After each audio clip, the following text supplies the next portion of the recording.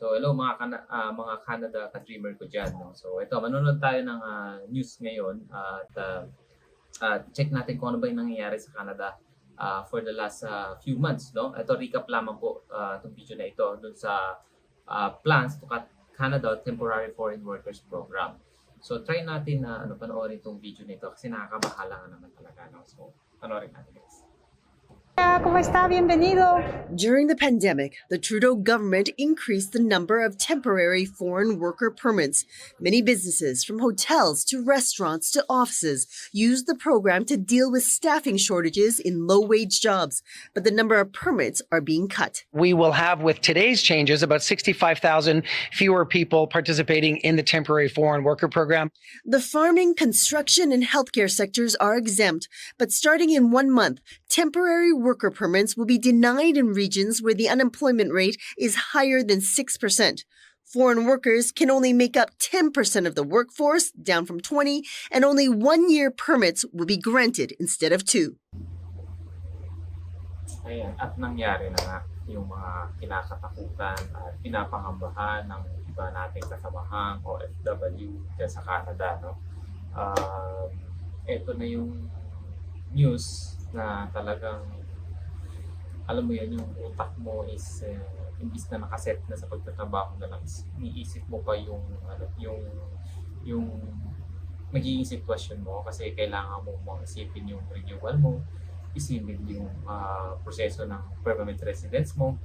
So ayun nga, no, doon sa as per dito sa news na napanood natin, no, na nag-increase sila ng temporary foreign workers nung pandemic.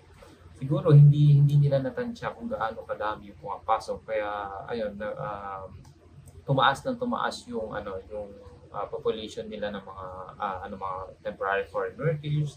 Pati ba lahi, hindi lang naman nila pinipili yung mga pumapasok sa Canada, marami pa ng lahi.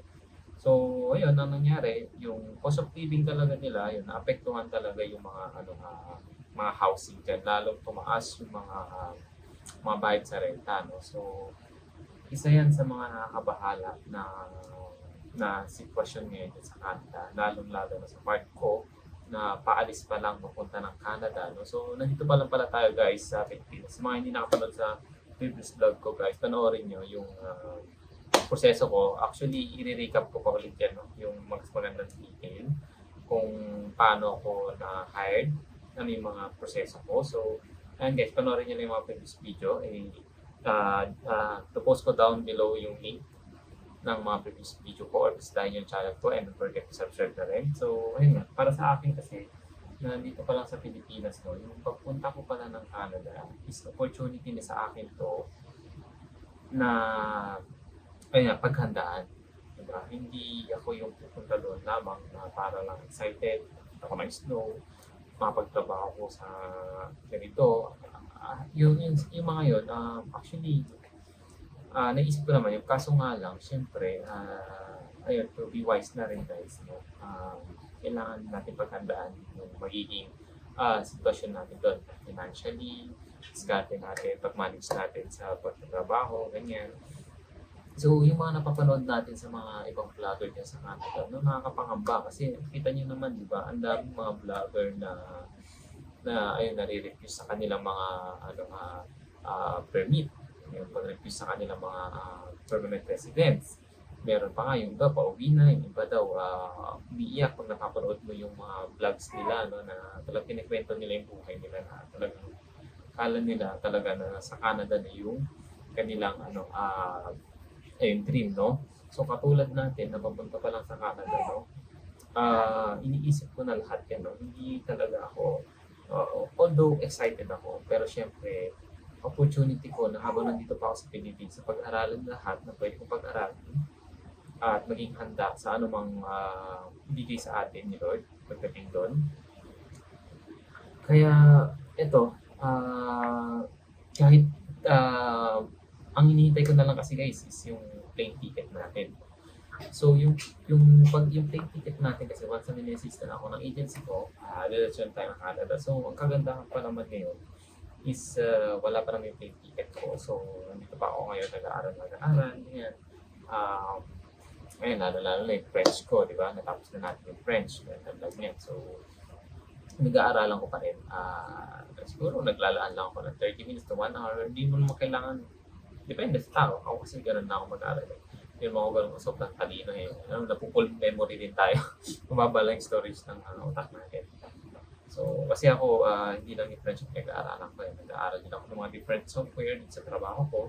Kasi balak kong i-upgrade yung mga nalalaman ko sa computer. No? So, yan ang ating mga pinag-aaralan ngayon habang dito tayo sa Pilipinas. So, baka luckily or by the grace of God, baka ibigin sa ating mas January, i-get natin, makamis na tayo, or February siguro. Pero, ayun, although wala nga muna tayong trabaho sa Pilipinas, no? Dahil dito sa iniintay namin, mahirap naman trabaho. Pero iniisip ko yung pagkakakitaan, part-time, gano'n. Yun na lang siguro ang iniisip ko sa ngayon at yung pwede ko pang pag-aralan para masustain yung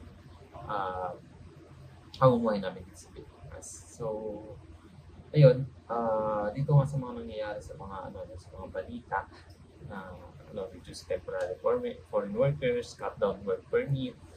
So, nakita naman natin dito yung mga low wage, ganyan, yung mga sabi nila na bababaan na nila yung mga pumapasok na temporary foreign workers at yung mga permit nila nagbibigay. No? So, may mga exempted naman, tulad ng makita natin na carpentry, I think agriculture, correct me if I'm wrong. So, tayo kasi nakabilong tayo sa constructions, okay? So, I hope na maging smooth lahat, hindi lang ng construction, lahat yan, na maging okay na yung sitwasyon dyan sa Canada. No?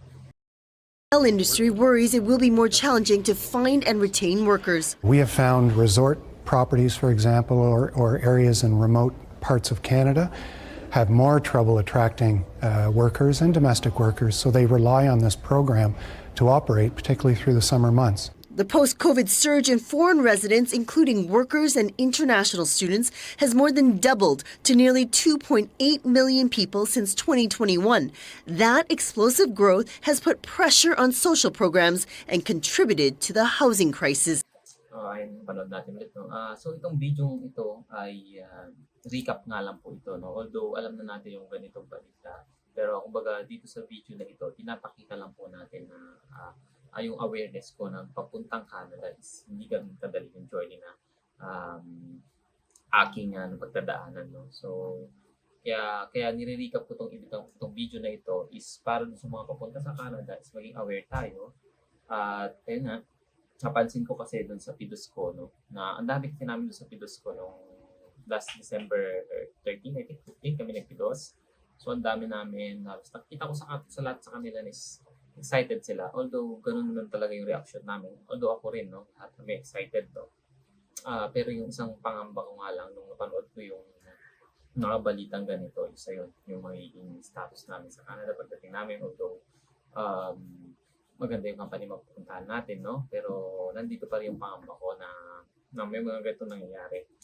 So ayun lang, maging aware lang tayo dun sa mga papuntang Canada, no, na ganito ang sitwasyon nila. At tayo mag-pray lamang lagi sa Lord na maging mabuti at tayo na maging smooth lahat ng ating pagdadaanan pagdating natin sa Canada. So yung nga, mga student pathway, temporary foreign workers, even yung mga nag-visitor visa na nag-flowing, gano'n. So, hindi na nila ina-allowed, ni-reduce na nila permit, ganyan, ang dami nangyayari. So, kaya ngayon, hanggat nandito pa tayo sa Pilipinas, try natin mag-upgrade ng knowledge. Try natin mag-enroll sa mga online course. Kahit online course, okay na yan. At least kasi alam ko, pagdating mo sa Canada naman, pwede mo naman itong i-enhance pa at makapag-apply ka doon. Malay mo, di ba? Hindi ko naman sinasabi na mag-aaral ka at makapagpasok agad. Hindi naman ganun kadali siyempre. May journey sa lahat yan. No? Pero at least habang nandito tayo, i-grab na natin opportunity na pag-aralan lahat na pwede natin pag-aralan. And that's my video for today, guys. So, sa mga gusto makasubaybay ng aking pagbablog from Pilipinas to Canada, don't forget to like and subscribe my channel para po mag-update kayo sa mga bago kong vlog. Maybe tomorrow, after tomorrow, ako makapag-upload ulit. At baka may matutunan kayo, may mapulot kayo at sa aking video at matulungan ko rin kayo sa mga kailangan nyo. So, see you soon. Canada, God bless you.